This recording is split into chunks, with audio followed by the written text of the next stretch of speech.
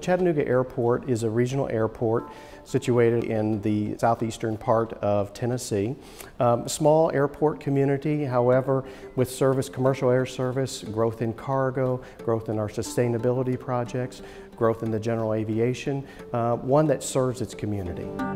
We have many sustainable projects going on here at the airport, and like many entities, we started out small. Our maintenance team was involved in many different things like changing light bulbs, new fixtures, and things of that nature. Went out onto the airfield. We were able to place LED lighting on all our taxiway lights out on the airfield. We're not yet to the point where runway lighting has been accepted to be able to use LED lighting. We're still evaluating that, but all of our taxiway lights now are LED, so we're very excited about that. Here in Chattanooga, we have a lot of asphalt. And over time, over years, with everything, you have to take the asphalt up and put new down. Instead of doing that, we found a very green product that could go down on the asphalt and kind of revitalize that asphalt to bring the binding factors back. So that it was important that we just did not have to pull the asphalt up and haul it out to a landfill. We were very proud of the facility that we're in here now at Wilson Air Center. It was built to LEED standards. As a matter of fact, the terminal received LEED Platinum status, and it is still the only aviation terminal in the world to have platinum status. We're very pleased with that. When you look at everything in the building here, obviously from the bamboo ceilings, a very renewable product, to the floors, the content of the carpet being recycled that came in to make the carpet, the furniture, everything that is in this facility was all, let's say, local or regional, so you don't have to bring it from long distances. It's very important to do that, attaining LEED certification. So all those different type of pieces go into creating LEED. If you look at next door, we had our first phase was a 12,000 square foot hangar.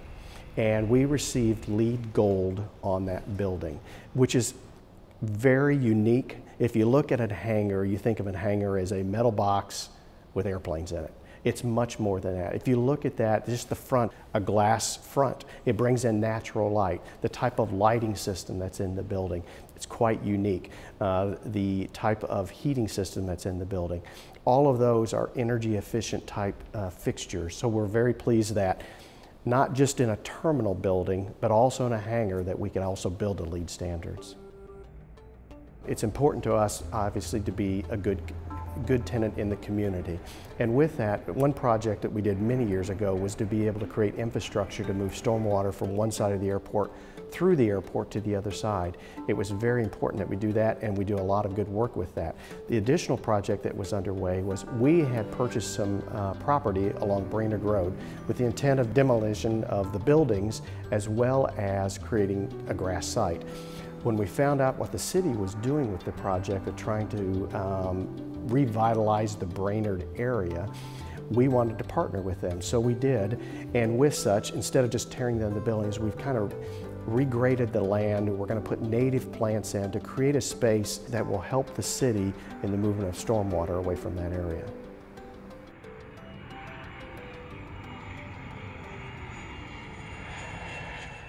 Every air carrier that comes into Chattanooga, their airplanes, when they come in, not only just shut down their main engines, but there's also an auxiliary engine that runs that powers the electrical systems and the air conditioning systems on board the aircraft.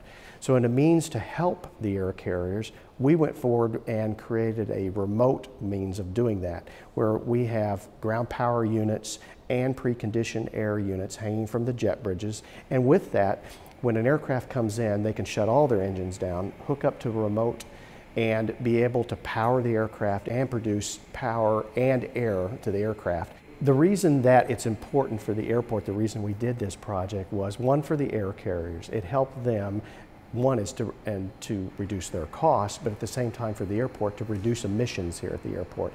You have those engines running that's producing emissions, and we want to make sure that we're doing everything possible that we do things in a very sustainable manner, and that was one of the reasons why we went forward with the project. Solar energy, we were very excited about becoming a part of that, and our goals were threefold. One is, what could we do to help improve the environment? what could we do to improve our bottom line as a result of doing this project. And most importantly, we wanted to look at how do we educate the public on all the good things about solar energy and sustainability. So our first phase was a 1 megawatt solar farm on the south side of our airfield. That has been in place for approximately 2 years now, up and running, well ahead of what our projections was. We were very pleased with that. As a result, we moved forward with phase 2, which was the second phase of a 2nd megawatt. So we now have 2 megawatts of power being produced.